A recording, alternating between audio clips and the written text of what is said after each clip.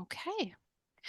Hello, everyone, and welcome to our Doctor of Health Science online information session at Bay Path University. My name is Carrie Ann, and I'm the Associate Director of Graduate Admissions. We are so pleased to have you here today and excited to share more about the Doctor of Health Science program and what Bay Path has to offer. Joining me today is Dr. Julie Watson, our program director, and Dr. Watson is going to provide an overview of the program, discuss the curriculum and the student experience, and share what this makes this program a great opportunity for healthcare professionals looking to advance in their careers. We will also be addressing our frequently asked questions about the program at the end. We can get started. So, for those of you just learning about us, Bay Path was established in 1897, and we are a private, not-for-profit institution with campuses in Longmeadow, East Longmeadow, and online, which this program is fully online. We have a student body of over 3,300 students with more than 17,000 alumni worldwide. And the Bay Path University is accredited by the New England Commission of Higher Education. When asked our students why they choose Bay Path, we hear a few themes again and again. First, flexibility and accessibility. Our programs are designed to fit the lives of working professionals. Second, we have a supportive faculty and staff. Our students know that they're not going to navigate the program alone. They have faculty and staff who are invested in their success. We also have an engaging and diverse community, bringing together students with a variety of professional experiences and perspectives. Finally, our innovative approach to learning ensures that what students learn can be applied immediately in their professional roles. These are just a few reasons our students choose Bay Path and why so many find their experience here so valuable. And at this time, I'll go ahead and hand it over to Dr. Watson to tell you more about the program. Thank you so much, Carrie Ann. I'm very happy to be here. The program is designed with working professionals in mind. Our program consists of 48 credits or 16 courses. We have 14 career-focused concentrations so that students can tailor their degree to their professional interests.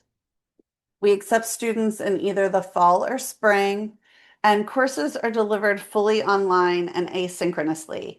There are exceptions, specifically in the behavior analysis concentration, where there are some synchronous course meetings, but we really try otherwise to have asynchronous meetings, or if there are synchronous meetings, they're flexible and or optional.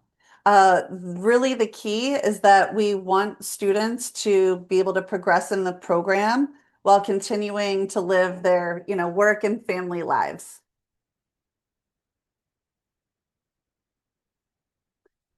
You can see here our 14 concentrations, and these give the students the opportunity to align the degree with their current role or future career goals.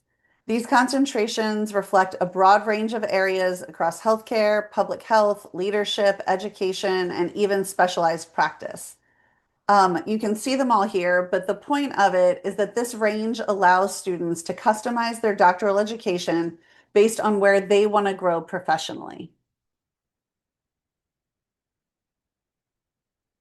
The research project is a question we always get, a lot of interest about. The way that we structure things is that the research project is completed through a three-course sequence over the course of 1 year, the final year in the program. Students develop an individualized applied project focused on an area of personal and professional interest. We strongly believe that if you're going to spend an entire year researching a project and conducting it, that it's really important that it's something that you're passionate about. You will build on the knowledge and skills that you've developed in the core curriculum of the Doctor of Health Science program. So those are all the health science courses that you take. And we have a proposal process that ensures each project is both feasible and academically rigorous. Students receive faculty and peer support throughout the process and even beyond. We work with students on publishing their projects even after graduation. Great. Thank you, Dr. Watson. Let's see. When it comes to learning online with BayPath, we want the experience to be flexible, accessible, and easy to navigate. Our students use Canvas, one of the most intuitive online learning platforms, to access course materials, assignments, discussions, and more. We also offer a free online orientation course to help students become comfortable with the platform, and we set them up for success from the start. Canvas can be accessed from a desktop, tablet, or mobile app, so students can stay connected wherever they are. With telecommunication and video capabilities, students also engage with faculty and classmates in meaningful ways. More importantly, our students have access to a dedicated online support team whenever they need assistance. And our goal is to make sure that learning online at BayPath feels connected, supported, and manageable. From the moment you apply to BayPath through graduation, our student financial services team is here to support you. Whether you have questions about financial aid, loans, or your account, our team is available by phone, email, or in person to help guide you through the process. For eligible graduate students, Stafford loans may be available up to $20,500 per academic year. Our goal is to make the financial side of your education as clear and manageable as possible so that you can stay focused on your academic and professional goals. Now we can take a look at the admissions requirements for the Doctor of Health Science program. Applicants should hold a master's degree from an accredited college or university, along with a degree or professional experience in the health science or healthcare. A minimum of a 3.0 GPA on a 4.0 scale is what we look for. The application itself is free and can be completed online. As a part of the application, you'll submit official college level transcripts along with the essay, which the prompt is right here. We're looking for you to describe how your academic, professional, and research experiences have prepared you for doctoral study, identifying a health-related area you're interested in exploring, and explain how the Doctor of Health Science will support your professional goals with a maximum of 500 words, along with a current resume, two letters of recommendation, which can be academic or professional. We do have a unique form that we ask that you use, and that's provided online on our admissions requirements page, along with a writing sample in APA format. This can be anything from your master's degree that you are really proud of in APA format. No need to change it in any way, just send it on over. This is a writing intensive program, and we just need to see that you're proficient in APA format. Let's see.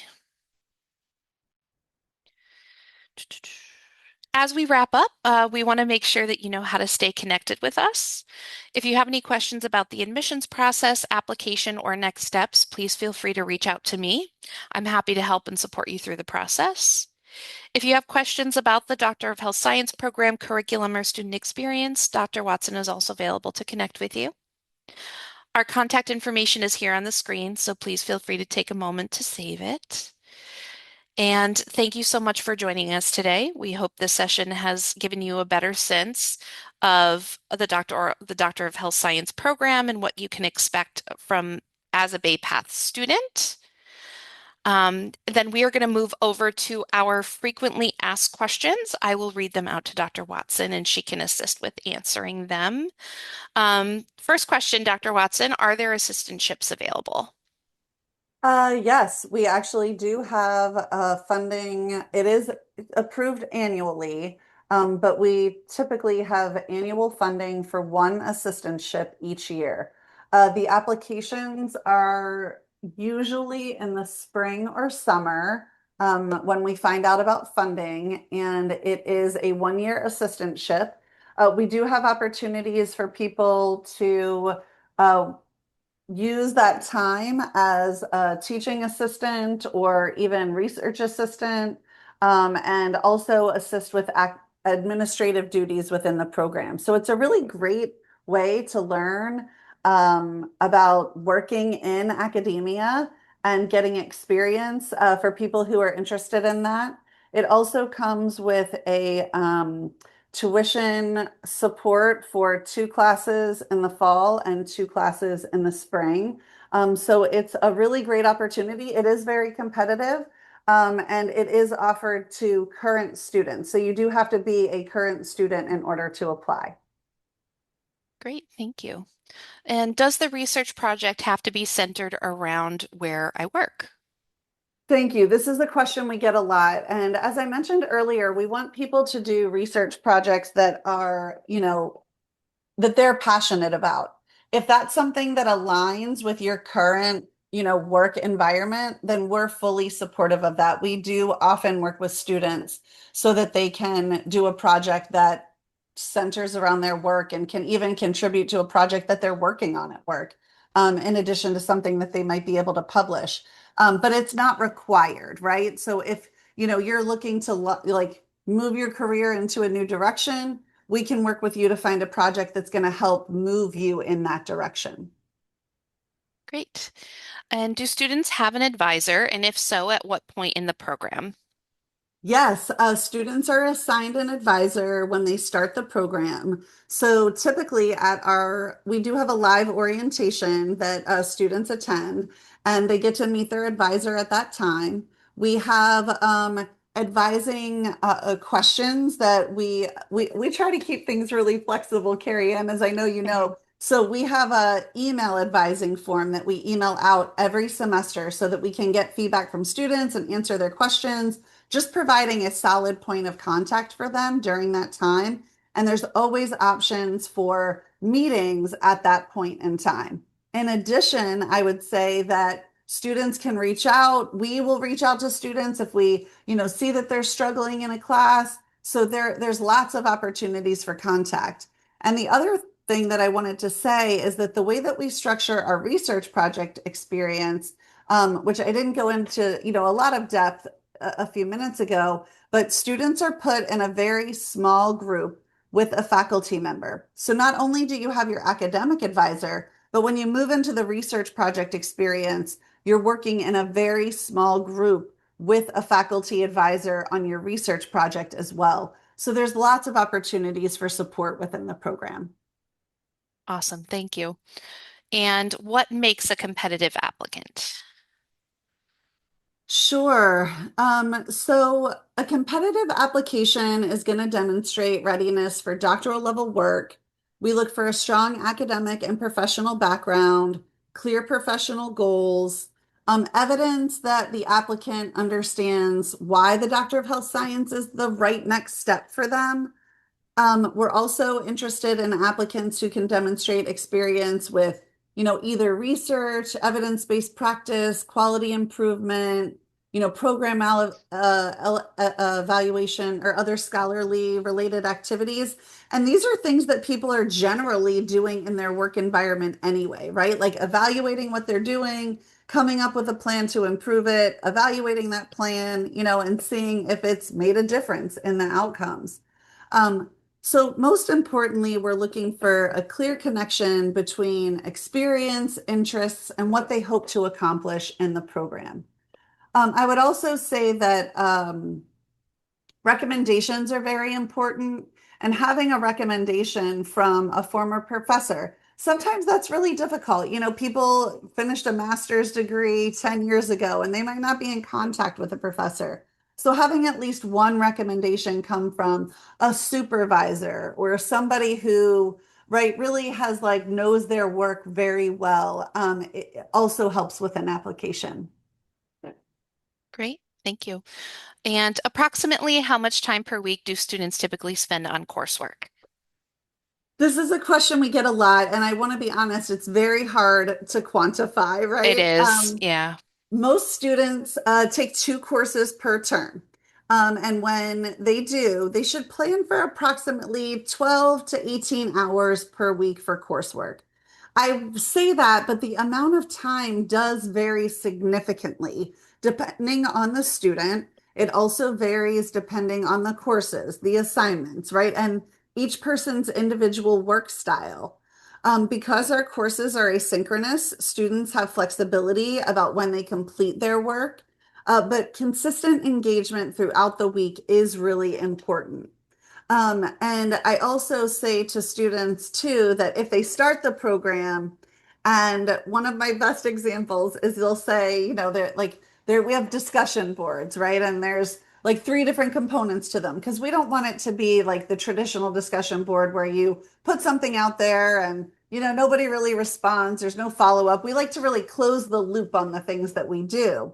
And so sometimes students will come to me and say, I'm spending 6 hours, on a discussion board. And I'm like, well, we've got to talk.